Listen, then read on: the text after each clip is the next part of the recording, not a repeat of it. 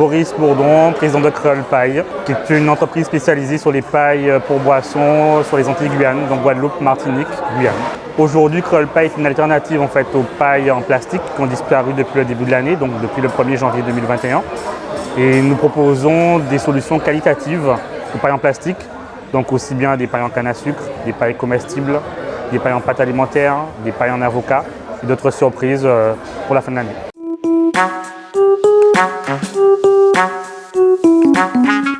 Écoutez, Créole Paille, c'est un projet de vie. J'ai 15 années d'expérience bancaire. J'étais voué à aller effectivement dans une carrière de banquier. Et ma femme a eu une opportunité professionnelle sur la Guyane.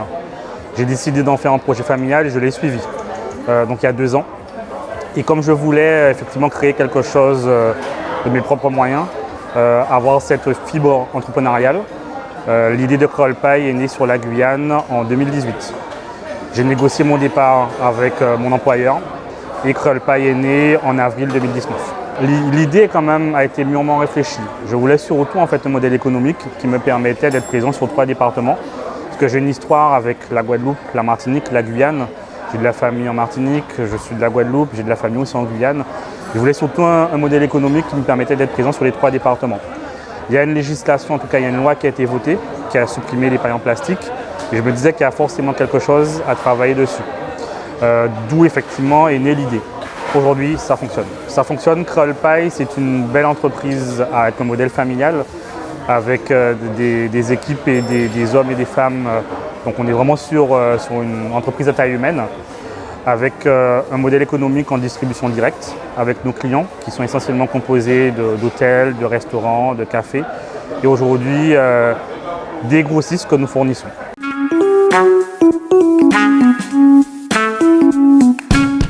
Écoutez, je vais vous la montrer. Vous avez une paille en fibre naturelle de canne à sucre. C'est de la bagasse. On est vraiment sur une paille qui est biodégradable, qui est compostable, qui est soucieuse de l'environnement. L'idée, c'est quoi? C'est que vous pouvez avoir un acte d'incivilité, quelqu'un qui jette une paille, elle va disparaître au bout de 240 jours. Maintenant, il faut savoir que nous avons une histoire sur les Antilles Guyane avec la canne à sucre. Donc, c'est le produit aujourd'hui qui plaît le plus, puisqu'effectivement, vous avez cette touche locale. Donc, vous avez aussi une paille en noyau d'avocat. On est dans une démarche d'économie circulaire. L'idée, c'est de récupérer le noyau et d'en faire effectivement une paille.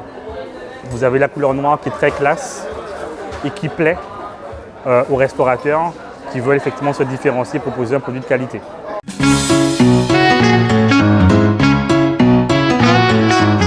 Ce sont des berlingots de miel. En fait, aujourd'hui, vous avez bien compris qu'on est sur une clientèle de restaurateurs, d'hôtels, de bars. Et beaucoup d'hôtels valorisent en fait la production locale. Rien de mieux que de proposer effectivement une petite dosette de miel qui est agréable pour le petit déjeuner, qui est agréable pour le sportif, qui est agréable pour le punch qu'on connaît très bien ici. Donc l'idée c'est quoi? C'est d'étoffer une gamme de produits, toujours qualitatives, qui répondent aux besoins de nos clients. Donc ça fera partie des nouveautés. Vous avez aussi une tasse comestible, toujours dans une dynamique de 0 déchet. Donc l'idée c'est quoi? C'est que vous buvez votre café, votre chocolat, une glace et vous mangez votre tasse.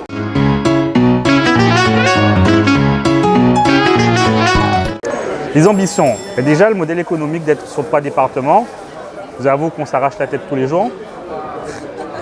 C'est une gestion particulière, mais l'avantage c'est qu'on a une équipe de passionnés. Je vous ai parlé de 2 casquettes, une casquette de distribution directe, où vous avez effectivement des commerciaux. En l'occurrence, là, on est en Martinique, j'ai un responsable commercial qui est Daniel Lizima, qui permet de chapeauter une équipe et qui permet surtout d'être présent dans les endroits les plus branchés où effectivement nos pailles sont très sollicitées. Donc ça, c'est une première casquette. Nous sommes aussi sur de la distribution chez des fournisseurs qui étaient au préalable nos concurrents et maintenant qu'on fournit. Donc oui, l'ambition, c'est déjà de pérenniser la structure. On a un contexte sanitaire qui est compliqué, on a été directement impacté puisque nos clients ont été fermés. L'ambition, c'est déjà de travailler avec nos voisins sur la Caraïbe. L'idée, c'est qu'on a l'avantage en Martinique et en Guadeloupe d'être une plaque tournante dans la Caraïbe sur le transport maritime. Donc vous avez des îles qui sont comme Dominique, Sainte-Lucie, la Barbade qui sont à quelques heures de bateau. Donc l'ambition, c'est quoi? Oui, c'est déjà de travailler avec nos voisins.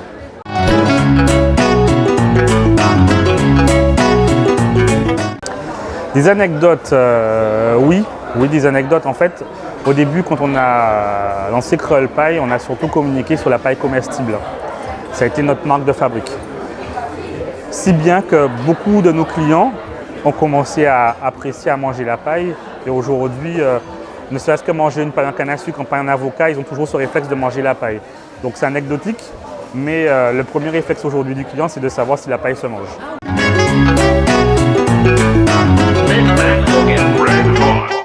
C'est un choix de vie. J'ai quitté effectivement un confort de la banque. J'avais un salaire viré tous les mois avec des avantages, à celui de chef d'entreprise. Et le contexte sanitaire est là pour nous rattraper et nous dire qu'on est sur un métier qui peut être instable. Donc le regard, je suis passionné de ce que je fais, parce que j'estime qu'on a un impact environnemental qui est intéressant. Mais on crée de la richesse, on crée une dynamique. Les fameux couverts qu'on va lancer, on va faire en sorte d'être sur une production locale en termes de packaging, en termes de conditionnement, en valorisant effectivement le savoir-faire sur chaque département où on est.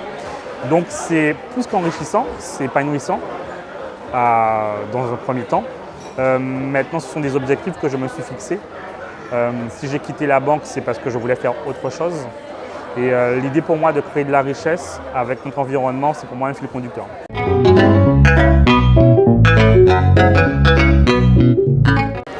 Écoutez, je suis beaucoup pour le partage. Dès la première année, j'ai essayé de travailler avec des étudiants pour ce partage, cette transmission de savoir. On apprend tous les jours, mais on apprend aussi des autres. On est sur une équipe à taille humaine, donc avec des hommes, des femmes qui ont aussi leur histoire, qui ont aussi leurs objectifs. Donc ce qui est passionnant, c'est de pouvoir brasser tout ça, d'en faire quelque chose d'intéressant. Alors, je vais terminer par une anecdote. J'étais ancien banquier auparavant, comme quoi un banquier peut se trouver sur la paille.